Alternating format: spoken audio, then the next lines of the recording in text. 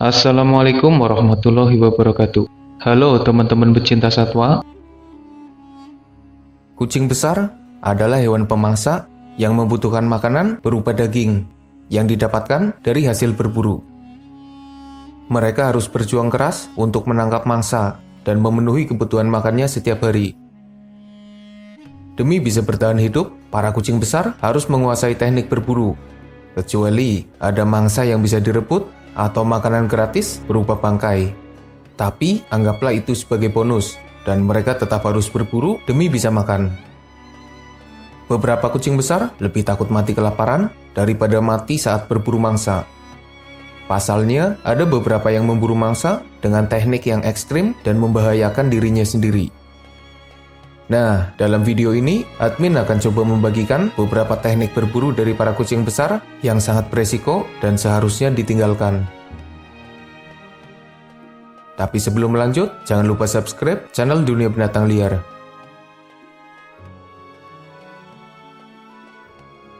Teknik berburu yang satu ini memang terlihat efektif karena menyebabkan mangsa tidak bisa berbuat banyak ketika serangan datang. Tapi resikonya berbahaya, sangat berbahaya. Biasanya, teknik terjun dan menangkap mangsa dipakai oleh beberapa kucing saja. Jaguar sering melakukan teknik ini ketika menangkap kaiman di dalam air. Mereka mengintai dari daratan, terjun ke dalam air, dan menangkap mangsanya di dalam air. Macan tutul melakukannya dari atas pohon, mengagetkan mangsanya yang ada di bawah pohon, dan menangkap mereka tanpa memberikan kesempatan untuk menyadari serangan itu. Dan macan tutul salju bahkan lebih ekstrim. Mereka bukan terjun, lebih tepatnya terjatuh dari atas tebing dengan ketinggian yang sebenarnya tidak aman sama sekali untuk melakukan pendaratan. Mungkin mereka bisa menangkap mangsanya dengan teknik berburu yang ekstrim itu, tapi sebenarnya sangat berbahaya. Bayangkan jika jaguar melompat ke dalam air yang ternyata ada batu atau benda tajam di dalamnya. Bisa-bisa mereka terluka atau bahkan mati karena benturan di dalam air. Atau bahkan jika ternyata bukan hanya ada satu, tapi ada beberapa kaiman yang niatnya diburu tapi malah memburu jaguar itu. Macan tutul yang terjun dari atas pohon bisa saja mengalami cedera atau bahkan patah tulang. Orang jalan santai aja kalau lagi apes juga bisa kesleo. Apalagi sekelas macan tutul yang terjun dari atas pohon. Belum lagi kalau nubruk permukaan tanah yang keras atau bahkan menabrak batu yang ada di tanah. Apakah resiko yang dihadapi macan tutul salju masih perlu dijelaskan? Sepertinya sudah jelas banget ya. Dengan ketinggian seperti itu dan permukaan yang keras, teknik berburu mereka seperti pertaruhan hidup dan mati. Jika lolos dari maut, mereka bisa memakan mangsanya, dan resiko cedera juga tetap membayanginya.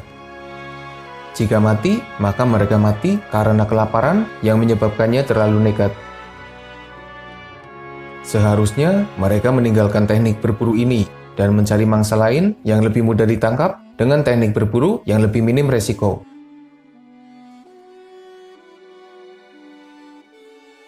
Teknik berburu yang satu ini biasanya dipakai oleh para singa. Tapi tidak menutup kemungkinan kucing lain atau bahkan pemangsa lain juga memakainya ketika berburu mangsa. Ketika memburu mangsa berukuran besar yang sedang berlari cepat, para singa harus menghentikan mereka dengan cara menangkapnya. Jika biasanya mereka menangkap mangsa dari belakang, maka dalam kondisi tertentu, para singa harus menghadang mangsanya dari depan, menabraknya, dan berharap mangsa itu terjatuh. Teknik ini juga berbahaya, apalagi jika mangsanya bisa menyeruduk, bisa menendang, dan berukuran besar. Bukannya berhasil menangkap mangsa, yang ada malah para singa mengalami cedera parah, atau bahkan akhirnya mati karena terkena serangan dari mangsanya. Admin jadi ingat ketika singa yang menghadang jerapah ternyata terkena tendangan dan terhempas dan akhirnya diinjak oleh jerapah itu. Teknik ini sebaiknya ditinggalkan karena berbahaya dan bisa menyebabkan cedera parah.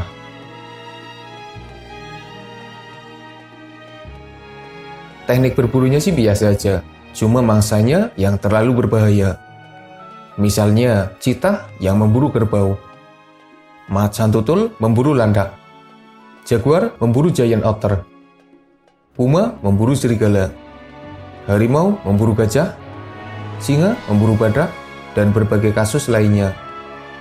Karena kelaparan, beberapa kucing besar sering halu dan memaksakan keberuntungannya untuk memburu mangsa yang terlalu besar, terlalu berbahaya, dan sebenarnya bukan mangsa yang terlihat sesuai untuk mereka. Jika terlalu memaksakan diri, para kucing besar itu bisa saja mati karena salah mangsa. Ingat bagaimana macan tutul akhirnya mati karena duri tajam yang menancap di tubuhnya setelah memburu landak? Ingat bagaimana singa diserang para kerbau yang marah? Ingat bagaimana nasib macan tutul yang diseruduk wildebeest? Dan berbagai kasus lain yang disebabkan salah mangsa dan terlalu memaksakan diri. Serba bingung sih ya, mau memburu mangsa tapi mangsanya berbahaya. Nggak diburu tapi kelaparan dan cuma nemu mangsa itu aja.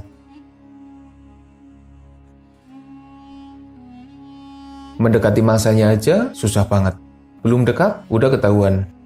Lalu menangkap mangsa juga bukan perkara yang mudah. Jadi, kalau bisa nangkap mangsa, biasanya mereka akan menempel seperti lintah, yang gak mirip lintah beneran sih. Intinya para kucing besar akan menancapkan cakar tajam dan taringnya agar bisa menahan mangsanya. Cuma masalahnya, kalau mangsa yang udah ketangkep ternyata berontak, lalu menyerang balik dan mereka tetap menempel seperti lintah. Yang ada, malah mereka yang bakalan terluka. Contohnya adalah cheetah yang akhirnya terluka karena tandukan impala, singa yang tergigit zebra, puma yang diinjak oleh guanaco, dan berbagai kasus lainnya. Teknik menempel ini emang efektif untuk menahan mangsa agar tidak bisa kabur. Tapi lebih baik dilakukan terhadap mangsa yang tidak terlalu besar atau ketika dilakukan bersama pasukannya dan menyerang bagian belakang mangsanya. Tapi jika sendirian dan salah posisi, maka resiko terluka mungkin saja terjadi karena teknik berburu seperti ini.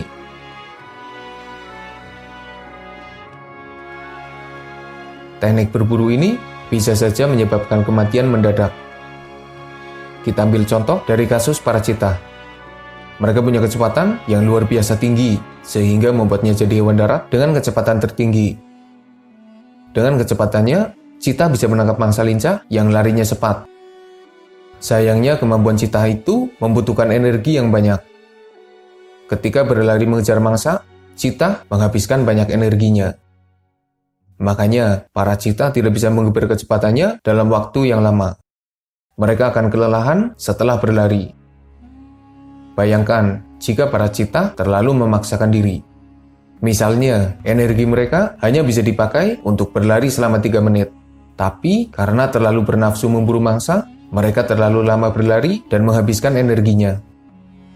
Resikonya sangat berbahaya.